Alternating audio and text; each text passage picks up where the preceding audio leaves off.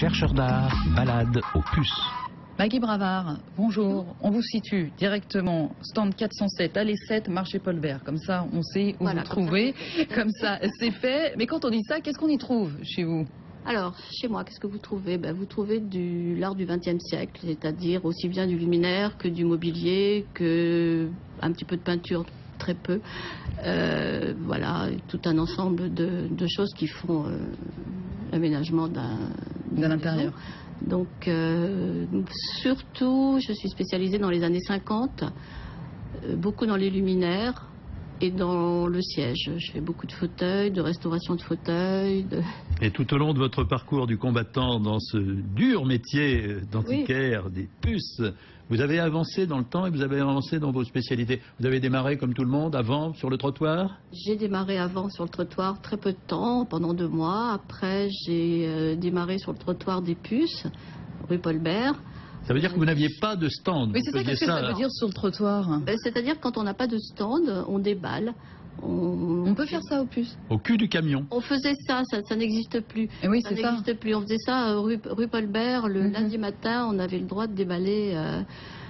On avait le droit de déballer si les marchands qui déballaient avaient bien la gentillesse de vouloir vous laisser une petite place. C'était le lundi, on n'avait pas le droit de venir tout le week-end quand même. Je me souviens plus, mais il me semble que c'était lundi. En tout cas, moi j'y allais le lundi, mais peut-être qu'on déballait le samedi et le dimanche. Il y avait des places qui étaient un petit peu réservées aux marchands. Bon. Et au début, votre marchandise, c'est quoi, le bric-à-brac récupéré dans la famille? Tout jeune qui débute dans le métier, c'est un petit peu tout et n'importe quoi. C'est un petit peu la Chine de tous les jours. Et surtout, quand même, un petit peu, moi, toujours, j'ai été intéressée par le XXe siècle, donc j'ai commencé avec l'art déco. Voilà. Alors, vous nous la faites modeste, mais en fait, Maggie Bravard, elle a accompagné l'engouement pour les arts décoratifs et l'art déco du XXe siècle. Par exemple, Ruhlmann, vous aviez du Ruhlmann à une époque où... J'ai eu quelques pièces, alors c'était pas... Non, mon stand n'était pas rempli. Pierre Hébert, on a trouvé chez vous? Non, il a trouvé autre chose. Ah bon? Il a trouvé, je lui ai vendu il y a très longtemps, un très beau salon de René Proux. Ouais. Et puis chez vous, on a trouvé du Ruhlmann, mais aussi Helen Gray, par exemple. Oui. J'ai eu la chance d'avoir 6 chaises magnifiques d'Helen Gray, oui. Mais ça, c'était quand même assez rare. On trouvait beaucoup de choses de Leleu, beaucoup de choses d'Adnet.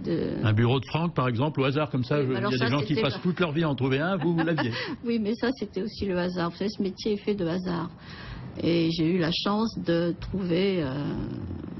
un bureau. Quand vous dites trouver, on a l'impression que vous vous promenez, vous allez sur le déballage au Mans ou à Pétaouchta. Oui, ça je le fais, oui. Mais là, en l'occurrence, le bureau de Jean-Michel Franck, c'est simplement quelqu'un qui est venu me le proposer sur mon stand. Voilà. Comment on se fait une réputation justement comme ça? Parce que vous n'êtes pas forcément la seule à faire du mobilier de ces années-là, cette spécialisation. Qu'est-ce qui fait les relations humaines, j'imagine, marchent beaucoup? Le réseau, qu'est-ce qui fait? Les réseaux, les relations et puis la qualité de ce qu'on présente. Ça joue quand même énormément. C'est ce qui offre une certaine légitimité. Exactement, tous les samedis matins. On n'ouvrait pas le vendredi à l'époque. Quand j'ai débuté, on ouvrait le samedi matin. Et tous les samedis matins à 8 h, on levait le rideau et il y avait les galeries de Paris et des collectionneurs qui attendaient l'ouverture du rideau parce qu'à l'époque, on sortait des très belles pièces. Et c'est plus le cas aujourd'hui? Non, c'est beaucoup plus compliqué aujourd'hui. Les belles pièces ne courent plus les rues et on a du mal à en trouver, donc tout est beaucoup plus rare. Une très jolie formule de Maggie Bravard, c'est « si on avait tout gardé, on serait riche ». Je ne serais pas là. Je serais en vacances. Bon. Moyennant quoi, vous avez quand même accompagné les arts décoratifs du XXe siècle. Aujourd'hui, vous êtes sur une marchandise qui ressemble d'ailleurs beaucoup plus à ce qu'on trouve maintenant de plus en plus à Serpette et Paul Bert. Tout à fait. Une marchandise qui va vers le 50 et... Qui va vers le 50, qui va vers le 60, vers 70 et le 80. Maintenant, on fait... 90 même. Qu'est-ce qu'il faut vendre? Alors on dit le luminaire, tout le monde ne jure que par ça. Tout le monde a besoin d'un luminaire. Hein. Oui. Le luminaire, c'est quelque chose qui se vend très très bien, c'est quelque chose de ludique et c'est quelque chose d'utile. Donc moi j'aime beaucoup le luminaire des années 50, le luminaire italien, le luminaire français. Et chez vous on voit aussi Garouste et Bonetti? Alors moi j'aime beaucoup Garouste et Bonetti depuis les années 90 et j'ai commencé à en acheter pour moi. Et après à en vendre.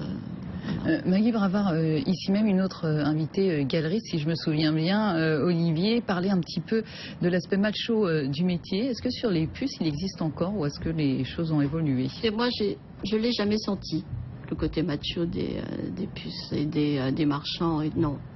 Non. Moi, j'ai toujours réussi à me faire ma place sans aucun problème. Ah bah, J'ai jamais eu de... Non.